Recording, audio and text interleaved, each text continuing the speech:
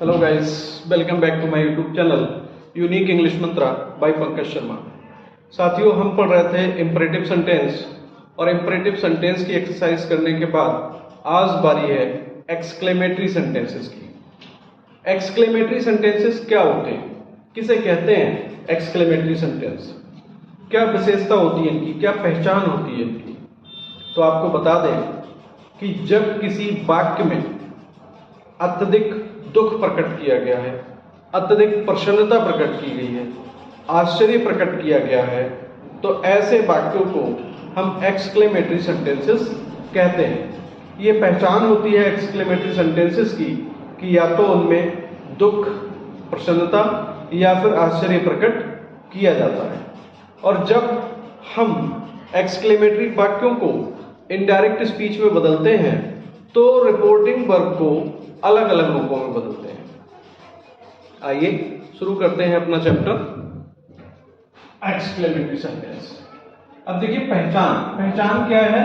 वाक्य में प्रसन्नता होगा, प्रसन्नता का उल्लेख होगा, वाक्य में दुख प्रकट किया जाएगा या फिर आश्चर्य, ये पहचान है।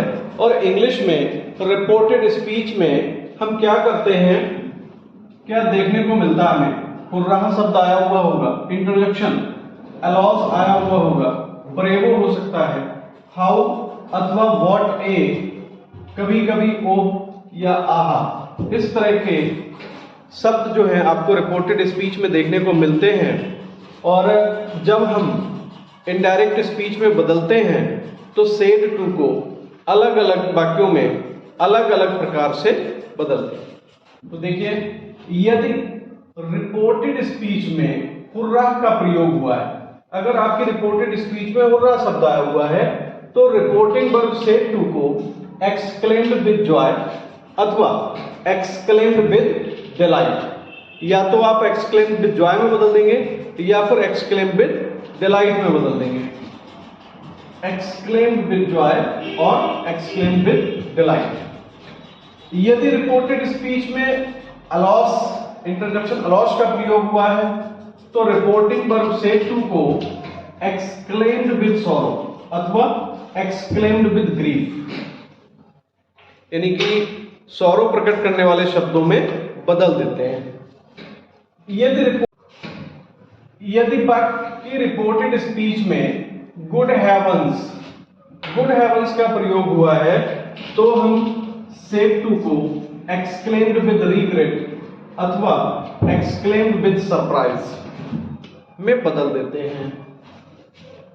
यदि रिपोर्टेड स्पीच में हाउ अथवा व्हाट ए का प्रयोग हुआ है तो रिपोर्टिंग वर्ब सेड टू को एक्सक्लेम्ड में बदलते हैं।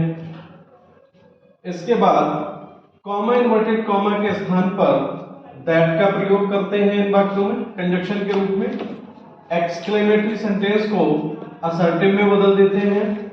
अन्य सभी परिवर्तन पूर्ववर्ती नियमों के अनुसार किए जाते हैं। पूर्ववर्ती नियम जैसा कि हमने पढ़ा था, रिपोर्टिंग वर्ब के रूप में परिवर्तन और कॉमा, इन्वर्टेड कॉमा के स्थान पे कंजक्शन का परिवर्तन, कंजक्शन का प्रयोग, प्रोनाउंस में परिवर्तन, रिपोर्टेड स्पीच के वर्ब के टेंस में परिवर्तन और निकटता बताने वाले शब्दों को दूरी बताने वाले शब्दों में बदलना। ये पांचों प्रकार के परिवर्तन जो हैं, जो हमने नियम पढ़े हैं, उन्हीं के आधार पर किए जाते हैं। यदि रिपोर्टेड स्पीच में हाउ अथवा व्हाट का प्रयोग हुआ है तो इनडायरेक्ट स्पीच में वाक्य को बदलते समय हाउ या व्हाट के स्थान पर वेरी अथवा ग्रेट का प्रयोग करते हैं। यदि आपकी रिपोर्टेड स्पीच में हाउ का प्रयोग किया गया है या व्हाट ए का प्रयोग किया गया है तो हम सेड टू को एक्सक्लेम्ड में बदलते हैं और रिपोर्टेड स्पीच में आए हुए हाउ अथवा व्हाट के स्थान पर वेरी अथवा ग्रेट का प्रयोग करते हैं।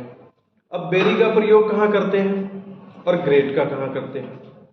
यदि आपके वाक्य में रिपोर्टेड स्पीच में हाउ या व्हाट के बाद कोई एडजेक्टिव आता है तब आप हाउ अथवा व्हाट ए को वेरी में बदल देते हैं। और यदि हाउ या व्हाट के बाद कोई नाउन आता है तो आप हाउ या व्हाट को ग्रेट में बदलते हैं।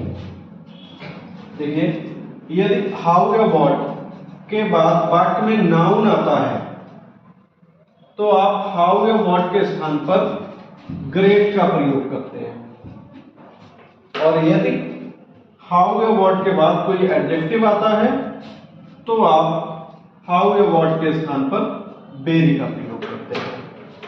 तो ये कुछ रूल्स हैं, आप नोट डाउन कर लीजिए या फिर स्क्रीनशॉट ले लीजिए, उसके बाद हम पढ़ते हैं इसके कुछ एग्जाम्पल्स।